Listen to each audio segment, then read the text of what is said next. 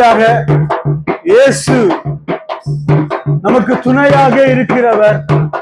இந்த இயேசு நம்மை ஆசீர்வதிக்கிறவர். அநேக காரியங்களை குறித்து நம்ம பயப்படுறோம், அது உண்மைதான், அது உண்மைதான். ஆனா ஆண்டவர் சொல்றாரு, பயப்படாத, நான் உனக்கு துணை நிக்கிறேன். ஏற்பட்ட பிரச்சனைகள் போராட்டம் வந்தாலும் நான் உன் கூட இருப்பேன், உன்னை பாதுகாப்பேன் அப்படின்னு ஆண்டவரே சொல்றாரம்மா. பயப்படாதே, இயேசு துணையாயிருப்பார். கலங்கிடாதே, கரத்தால் மூடுவார். பயப்படாதே, இயேசு துணையாயிருப்பார். கலங்கிடாதே, கரத்தால் மூடுவார்.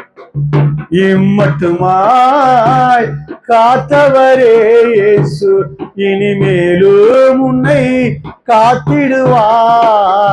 இம்மட்டுமாய் காத்தவரே இயேசு இனிமேலும் உன்னை காத்திடுவார்.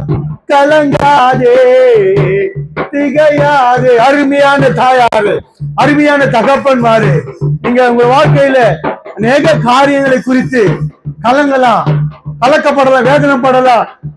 ஆனா ஆண்டவர் சொல்றாரம்மா, நீங்க கலங்காதீங்க, திகையாதீங்க. என் ஆண்டவர் இயேசு உங்களுக்கு துணையாக, என் ஆண்டவர் இயேசு இன்றைக்கும் உங்களுக்கு உதவி செய்யும்படியாய், என் ஆண்டவருடைய கரம், உதவி கரம் உங்களோடு கூட இருக்குதம்மா. அவர் உங்களை வேதனைகளை மாற்றுகிற தெய்வம், அவர் ஆசீர்வதிக்கிற கர்த்தர். கலங்காதே, திகையாதே, கலங்காதே, திகையாதே. உன்னை காக்கும்படிக்கு என் இயேசு இருக்கிறார். உன்னை ஆசீர்வதிக்க என் இயேசு இருக்கிறார். மகளே, மகளே, இந்த உலகத்தில பெரிய அன்பு தாயோட அன்பு, தகப்பனுடைய அன்பு. ஆனா அதுவே நம்ம விட்டு பிரிந்து போனாலும், மறந்து போனாலும், ஆனா ஆண்டவர் இயேசுவோட அன்பு அது மாறாத அன்பு, அது மறையாத அன்பு, பிரியாத அன்பு. எந்த நாளில் இந்த உலகத்தில் வாழ்ந்த நாள் வரையிலும் அந்த அன்பு நம்மளை தாங்குங்க, இந்த அன்பு நம்ம நடத்துங்க.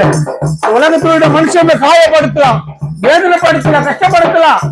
அவர் ஒரு நாளும் அவர் நம்முடைய குற்றங்களை பார்க்க மாட்டாரு, நம்மளுடைய பெரிய ஒரு நீதிமானான்னு பார்க்க மாட்டாரு. அவர் என்னதான் பார்ப்பாரு?